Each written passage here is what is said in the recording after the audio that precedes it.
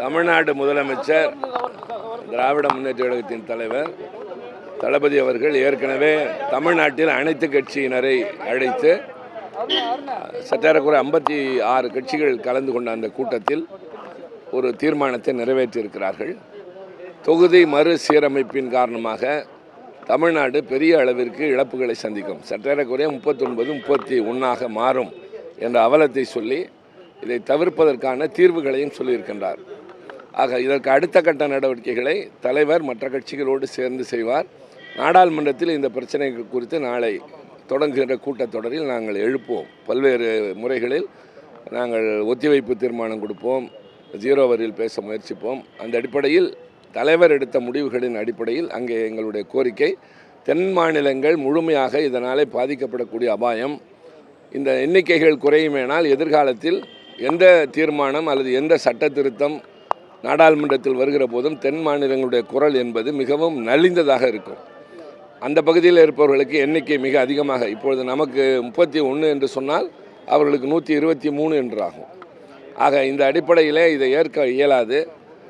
அமித்ஷா அவர்கள் ஒரு குறையாது என்று சொல்லியிருந்தாலும் கூட அதற்கான வழிமுறைகள் என்ன என்பதை இன்னும் அவர் விளக்கவில்லை. அதை விளக்கியதற்கு பின்னால் தான் அடுத்து எங்களுடைய நகர்வு என்ன, முடிவு என்ன என்பதை பற்றி சொல்லுவோம். அதை பற்றி இன்னும் எந்த முடிவு எடுக்கவில்லை. நாடாளுமன்றத்தில் நாளை தொடங்குகின்ற கூட்டத்தொடரில் நாங்கள் பிரச்சனையை எழுப்புவது என்பது பற்றி மட்டும்தான் இன்றைக்கு பேசியிருக்கிறோம்.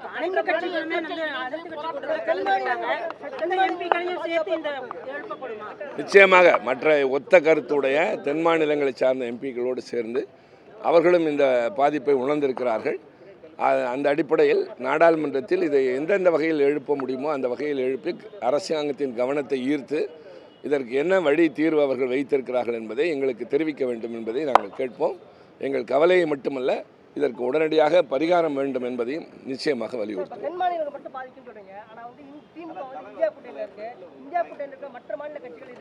அதாவது இது மாநில சம்பந்தப்பட்டது. இந்தியா கூட்டணி என்று சொல்கிற போது சில பொது பிரச்சனைகள் இருக்கின்றன, மாநிலங்களுடைய பிரச்சனைகளும் இருக்கின்றன.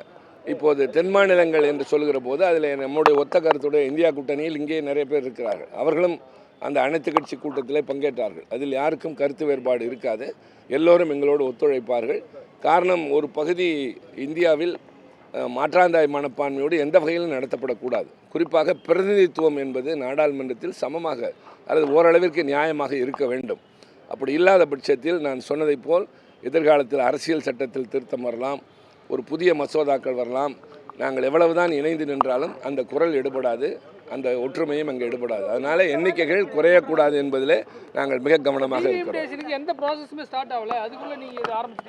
2026 தொகுதி சீரமைப்பு நடக்க வேண்டும் என்று ஏற்கனவே தீர்மானிக்கப்பட்டிருக்கிறது.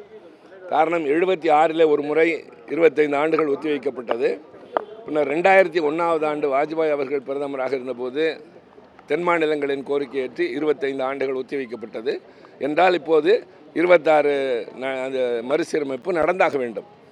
இன்னும் சொல்ல வேண்டும் என்றால் மக்கள் தொகை இப்போது மிக அதிகமாக கூடியிருக்கிறது. 142 கோடி இருக்கிற போது மறுசீரமைப்பு என்பதை அவர்கள் ஏற்கனவே எடுத்த முடிவின்படி 2026 வர வேண்டும். எனவே அவர்கள் சொல்கிறார்கள் என்பதற்காக இல்லை, நடைமுறையும் நியதியும் நியாயமும் என்னவோ அந்த அடிப்படையில் தான் நாங்கள் பேசுகிறோம்.